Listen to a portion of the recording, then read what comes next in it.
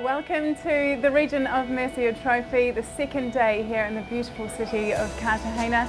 It's been another scorching day down in the race village and a very long wait waiting for racing to get underway. We did manage to get two races in both the Soto 40 fleet and the TP52 fleet going today and completed.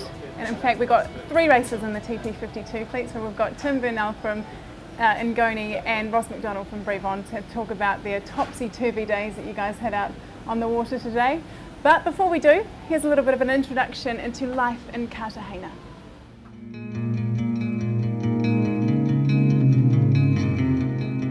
Cartagena has been a magnificent host to the Region of Murcia Trophy for the past 4 years. On the southeast coast of the Iberian Peninsula, it's become a favourite among sailors and fans on the Audi MedCup. In 2010, high winds and huge swell dictated a spectacular week of sailing. The racecourse is lined with impressive rock cliffs and rugged mountains. The weather can only be described as unpredictable. The interesting thing is that you have some days of strong winds and other days with no winds at all. No? I mean, with no wind at all you cannot sail, but with light winds you can. No? So this is the good thing. This historic city is rich in naval heritage and mineral resources. Architecture from all different ages show it, including a Roman amphitheatre dating right back to the 1st century BC. Tradition and competition, an inviting mix for the thousands visiting the city this week. Yeah, a big crowd out there today to welcome the boats back to the dock after what was a really long day waiting out on the water. But here are the highlights from the first races of the day in the TP52 fleet and the Soto 40s. Racing got underway after a 2.5-hour delay on Thursday. Racing was held in about 8 knots of wind at the start when the sea breeze finally came in, and Audi Azura sailing team got the best start on the left-hand side of the course. The first beat was very difficult to read. Audi Azura sailed the best, leading around the first mark with a nice lead in these tricky light air conditions for this not optimum boat for downwind sailing in the light. Quantum was close, sailing a better race than in recent times, but Audi led around the left-hand side going into the gate. Telefonica Brevon was always in the hunt today, a very fast boat in these conditions. But Audi managed to get a nice jump at the end of the second beat, give themselves a good buffer. The last run saw the situation develop with a nice threat coming on Audi Azura from Quantum, but they did enough to hold the lead. The Italian-Argentinian team did enough to stay ahead, take the win, congratulating each other in these difficult conditions, ahead of Quantum Racing that finished a good second. The Soto 40 fleet was on the same course also. The best racing was in the middle of the pack today. Ngoni had a good race, but it was NH Noticia that sailed the best to take the win of this first race. The last luffing match between the Australian team and Iberdrola saw off the threat of this fast-reaching boat. They came in third. Iberdrola was fourth.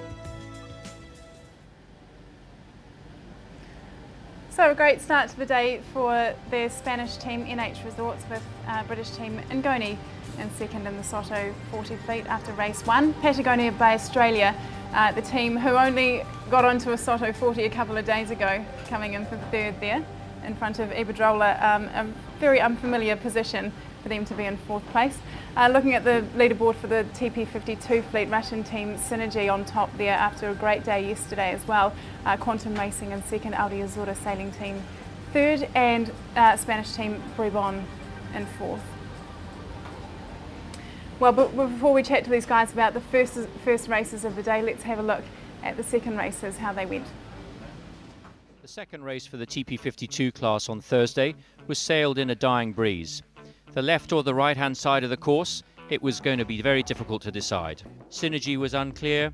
The right-hand side, was that going to be the place to go, or the left?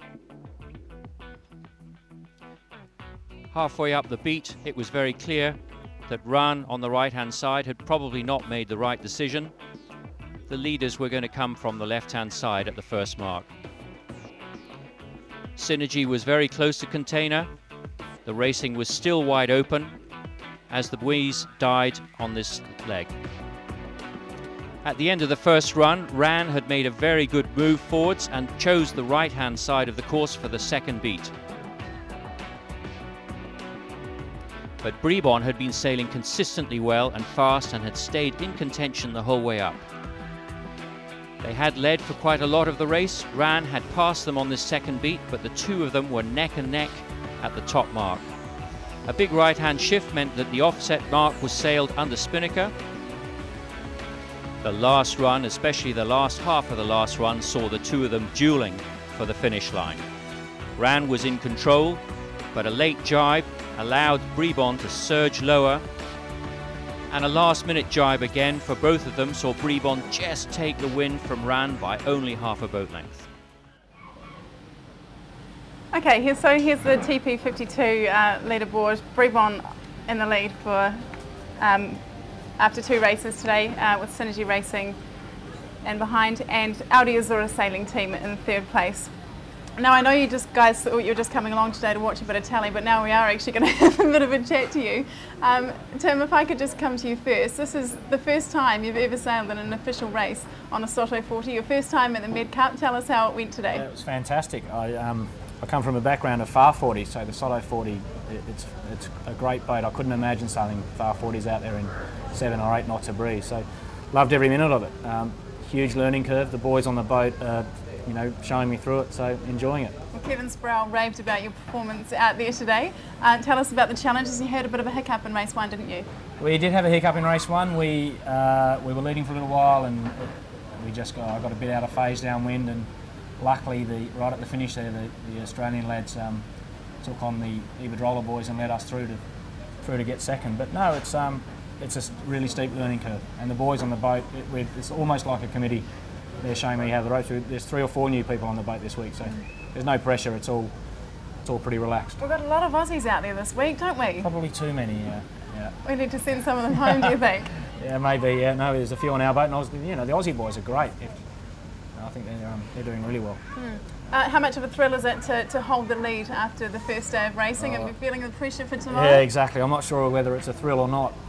It's a good feeling. The boys are pretty happy. But it's a long way to go. Yeah, of course. Okay, Ross, you had a bit of a up and down day as well. Tell us about race 1 for you today. Race 1 was actually going pretty well for us, and then we had a bit of an incident with Quantum Racing on the second upwind leg, and so we had to do a penalty turn. It was our fault, really, and just a late tack, and should have been done maybe just a little bit earlier, and we would have been fine. And but then we made a nice comeback from there. We went from 6th to 5th on the last leg. So, you know, although it seemed bad, it ended on a high note. So yeah, it was a good day for us. Yeah, the second race was obviously really pleasing for you guys. Second race was a tough race in the sense, and for everyone, is that it seemed like the wind was about to either quit or do something different. Yeah. And so it was tough to read, and it was shifting through, you know, 30 degrees and up and down about 3 or 4 knots in pressure, and a lot of that you couldn't see on the water, so it was difficult making concrete decisions. So yeah, we hung in there. We lost a little bit, and then we caught back up on the run. But the boat's going well. The boys are doing a really good job of keeping it moving all the time, so it makes it easy for me. How tough is it out there in those really slow conditions? It is tough for sure, and you know, it's the most difficult thing is you see things that you want to capitalize on, but you're not really sure what's between you and the next boat. I mean, there's little minefields out there, so you got to be fairly patient. And you've got the only boat out there that's not brand new this year, but she's coping pretty well, isn't she? Yeah, and you know, I don't think there's too much difference between the old ones and the new ones, and you know, I'd like to use that as an excuse, but you know, it's not working for us. So it's we struggle more through our own errors than the boat speed.